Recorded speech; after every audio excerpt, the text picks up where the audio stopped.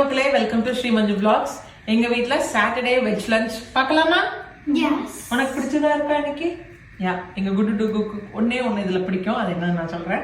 First rice, அதுக்கப்புறம் வந்துட்டு சாம்பார், வேற காய் எதுவுமே சேர்க்கல. முருங்கைக்காய், வெங்காயம், தக்காளி அவ்வளவுதான். யூஸ்வலா நான் வந்துட்டு வெள்ளரிக்காயும் போடுவேன். இன்னைக்கு வெள்ளரிக்காய் இருந்துச்சு, ஆனா நான் மறந்து போயிட்டேன்.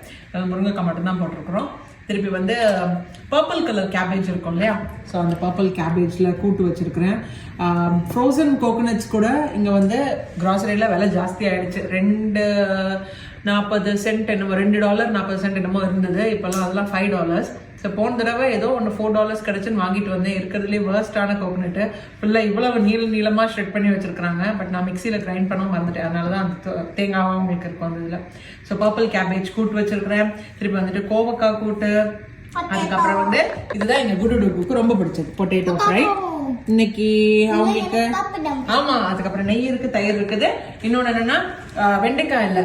டுகுக்கு பொட்டேட்டோ பிடிக்கும், ஆராதியாவுக்கு வந்து வெண்டைக்காய் பிடிக்கும். இன்னைக்கு வெண்டைக்காய் இல்லை, அதனால நான் வந்து பப்படம், அப்புறம் வந்துட்டு மோர் மிளகாய், திருப்பி வந்துட்டு கூழ் வத்தல் எல்லாம் வறுத்து வச்சிருக்கிறோம். தயிர் இருக்குது. ஸோ அவ்வளோதான் எங்க வீட்டு லஞ்ச். உங்க வீட்டு லஞ்ச் என்னங்கிறது மறக்காம comment down. Yeah, bye, take care.